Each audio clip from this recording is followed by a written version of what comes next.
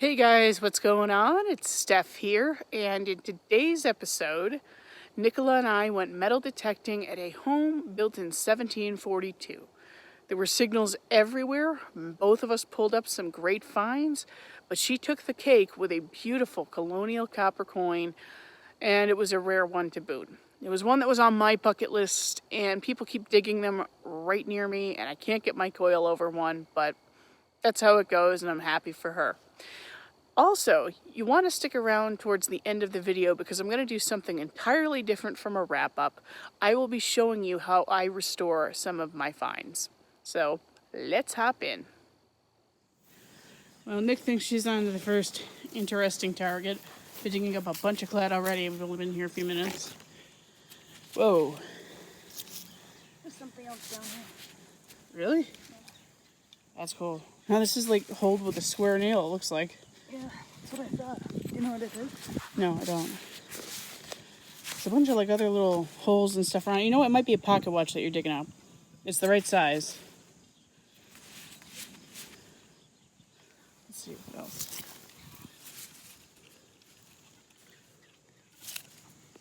I lost it. Oh, it was just a little piece of something. It's almost like a reed or something. Huh. Yeah, there's still more down here. There is. All right, well, we'll check back with you if it's some more coolness. But let me see. Can I see your face through that? Nope, I can't. Okay, I'm gonna stop filming now. Whoa. There's still more signals down here. Looks like you're digging up a trash pit. Possibly. Yeah, because she said there's little pieces of brick in there, right? Yep.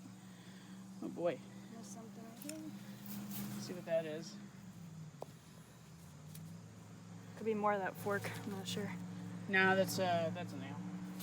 Because see, with the base on this, you can already see where it would have gone into the bone scales. Oh, you can. There's still a little bit of bone left on it, right there. Oh. Very cool. Okay, I'm gonna start swinging. I've dug like $1 in clad. I got Nick over there digging Colonial stuff, and then me over here, after digging clad after clad after clad coin, little toy car with electric green, one of my favorite colors. I like that. That's pretty cool, actually. I don't think it's that old. It says something on the side, but we're gonna keep moving. I'll spend more time on the Colonial stuff if and when it comes up for me, which I really hope it does. Okay. She thinks she has something cool. And I don't know what it is. Would have said some kind of clasp, but I don't know. Where did you say it said 1900? Right around there. Camera's not going to pick it up, I don't think. In the same hole as this, which I think is the hood to a little car. Yeah, it is. Oh, dear. Yeah, so the 1900, even though I can't see it, maybe I'll see it when I'm editing this. Probably a patent date for something. Anyway, cool beans. We're finding a whole bunch of stuff out here. Not a ton of old stuff yet, but I have high hopes. Well, I just found another piece of something. Where did I just put it? I just had it. I've already lost it again. Oh, there it is. So I want to say this is part of an escutcheon plate of some kind, maybe? Not really sure, but it still has the peg through it right there. Oh, it looks like that's actually just a iron square nail. It was ringing up kind of iffy, so that's pretty cool though. Gonna keep going. Well, on to the next target. This was ringing up really high. I thought it was gonna be a penny or something. It was up like this in the dirt, so I said, well, that can't be it. That looks plastic. And then I saw the back was aluminum, which would explain the screaming 81 signal. Okay, interesting find. Moving right along. Nick said she thinks she found a copper. I was stopping for a water break, and she came to find me. There it is. That's what it is. You want to take it out, or can I? That looks big. It looks pretty good condition. It's a mass copper. It's a freaking mass copper. I knew I should have. Wow. Give it to me. I want to see. That's it. in pretty good condition too. So guys, if you decided to go on a hunt with me, the odds are you'll find a masked copper and it'll be beautiful. Dave just did this to me too. Oh my God. That's incredible. Look at the back. They don't come out like this. That's why I had to buy that souvenir one. I know. Well, I bought a souvenir like 8 real, continental dollar. Okay, you silly thing. Congrats. Here you go. All right, let's keep going. I'm coming back here, obviously. Oh, sorry, not nearly as exciting as a masked copper, but I got a little round ball. It's like 60s to 70s, scratchy, really iffy, about 6 to 8 inches down. So, okay, I'll keep going. I've decided it's definitely one of those days for me. If I'm not digging up clad, which is literally like every foot I walk, there's another coin signal. It's always clad. I'm digging up toy cars. It actually looks kind of old. Well, it probably isn't with my luck today. Let me see. Nope, that's upside down. Can't quite read the date off of it. Hard to see through the viewfinder. Oreo Juniors? Oh, Ford Juniors. Okay. Well, we're going to move on to the next now. Well, this is a pretty cool little find. It's a Wheatie that's been shot. You can see that right there. I'm not sure the date on this yet. If it's a really old one, I'll let you know and cut back in. But either way, shot coins are really cool. I only have one other shot coin. It's a clad nickel from the 50s, I think. That's pretty cool. Somebody was doing target practice out here, that's for sure. Okay, it's my turn for an old coin. 6 inches down, I was getting a really scratchy, high 60s signal. And it's an Indian. That's awesome. Can't make out the date on the front just yet, but I'm going to brush that off really quick and get right back to you. Well, it looks like the Indian is really tough. It looks like 87 or 81. So 1887 or 1881. But the reverse is gorgeous. You couldn't ask for a coin in better shape on the reverse. Very good sign. I'm getting a little bit more encouraged now, so we'll keep going. Let you know what's next. Well, just dug up a big old piece of iron. Does anybody know what that is? Let me get this in the sunlight. I'm sure you do if you dig. This is part of an old cooking kettle or some kind of cooking vessel. More than likely Colonial. So, again, very good signs. And I'm just going a little bit lower and slower out in this yard now. Trying to get what I can get. Well, I got a really high signal and ended up being, I think, a wheat penny. Yeah. Recheck the hole, still was getting a high signal. I don't know if it's just I'm fussing on iron or something, but look at that. It's like a little toy tomahawk or something. Sorry, oh, there it is. That's pretty cute, if that's what it is. I have no idea. I'm going to rescan the hole again because, I mean, it was peaking up into like 90, so maybe there was a silver quarter in there. I'll be right back if there is. Okay, and coming in at a very tough 60s signal. I got this. I think it's either part of a suspender clasp or it could be part of like a garter clasp. I'm not sure. But it's old. And I like that. Gotta keep moving. Oh, no kidding. Right next to my last plug. I dug up another one of those things. Except this has something else attached to it. Oh, and it looks like it's a little fancy. That is pretty cool. This one was much more of a screamer. It was like a 70s signal. Wonder if that's because it's larger or I don't know. I don't know, but that's neat. I got a nice, loud, solid 84, and I was convinced I finally got my copper for the day. No. It's exactly how it came out of the plug. It's not even really out yet. Oh boy. Well, I'm kicking butt in the toy car game today. Let's see. Too tough to read the back through the viewfinder, and it's not that exciting anyway, so we're going to keep going, but that's kind of cool, I guess. Okay, trying to keep a good attitude. We'll see you on the next.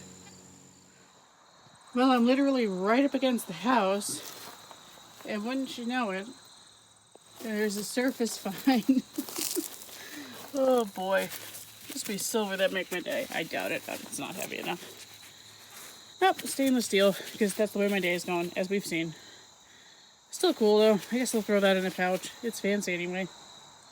And then, looks like there's a spoon over here. Yep. And let's see. This one feels a little heavier. Hang on a second, let me reposition the camera. Boop, boop, boop. Sorry for all that. Okay, I'm gonna brush that off and get right back to you. Yep, and that one is stainless steel as well. But again, I'll keep it. What is this, an ice cream spoon or something? I think so, actually. Hey, maybe I'll repurpose that. Well, I missed one, at least. You see it? Do ya? Another fork. Same as the other one, I think. Maybe not. It's gotta be. Trying to see which way is upside down. Or right side up, rather. Vietnam, 910. The other one didn't say this. This is different. Safe to say my work here for today is done, I think. What are we on to? Number 4? Number 4? What does that say? Your Magic Express Trucking Company. And there goes the wheel. I guess I'll try to find that. Okay, we're going to move into a wrap-up. I think that that's all for today. That's all I've got at me. I dug about, God, it must have been 200 holes today. You should see how much clad I have and aluminum bits. But we'll show you that at the wrap-up.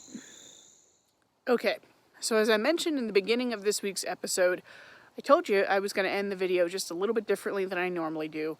Usually I'll show you a wrap-up of everything that we found on a particular hunt, but this time around, I think I'm going to show you how I like to restore some of my iron pieces. Big shout out here to Dave Wise, because he's taught me pretty much everything I know on restoration of iron, brass, copper, you name it. I'm going to link his channel below just in case you don't know who he is. Most detectorists in the Northeast do, but just in case you don't, check out his channel. You'll learn a lot from him. So I chose to restore that cute little hatchet I found from the yard, and I want to show you my process, which is just kind of a set it and forget it process for the most part. So this is going to be for people who are just a little bit intimidated by the idea of setting up an electrolysis tank and that sort of thing. This is just a much easier method, and I think it's almost as effective, if not more. So let's get into that right now. Now, in order to do this properly, you're going to need a few things. Obviously, your iron relic. As you can see, I already have done part of the process here. I sat this in apple cider vinegar for a couple of weeks. So a lot of those big nodules have come off very easily. So what I did was every few days, I would take my brass brush and just kind of scrub the heck out of it, carefully but tough, you know, and get rid of a lot of those little nodules there. So now I have a pretty workable piece for restoration. Okay, you're also going to need Rust-Oleum Rust Reformer. I chose the black color. I just like the way it looks better, but it comes in gray and probably clear as well. I just prefer black for my display pieces. So we're going to get started with this experiment here. I'm going to scrub this off a little bit more, and we are going to put this in the oven at about 400 degrees for 10 minutes after I scrub this and rinse it off with some water, because that will get rid of all the moisture that may be lingering inside the piece itself. So that's a very important step. We'll be right back with the next one. Okay, it's in the oven, but I think it's about ready to come out. Make sure you use an oven mitt. It's hot like anything. So there's the piece. We're going to let it cool for about 10 minutes, and then we'll be back on the next step. This is nice and cool now, cool to the touch, so we can move on to our rust reformer. So what we're going to do, as instructed, we're going to shake up the bottle really well. And we're going to try to open this up one-handed because I don't have a tripod yet. Okay. I need to get a tripod. I know. Working on it. All right. So, it's going to go on white. All right, I'm using a really fine tip brush. That's what I would use with any small artifact. If you have like an axe head or something larger that you want to restore, you might need to dry it out for longer in the oven, and you might also want to use a bigger brush. But for a piece of this size, I use a small brush. So just going to take a little bit of this, and here we go. So what I'll do is I'm going to coat this with several thin layers. This will take a while. You don't want to overdo it because then it'll have kind of an uneven finish. So I'm going to finish up doing this side, probably do 3 or 4 coats. And then once I'm finished with this, I'm going to let it dry and I'll show you the results at the end. And there are the results from putting on a few layers of that Rust-Oleum Rust Reformer. Very happy with the results. I love displaying my pieces this way. Couldn't be happier with how this turned out. Really nice, cute little display piece to go along with some of my other iron relics. And with that, we will see you next week.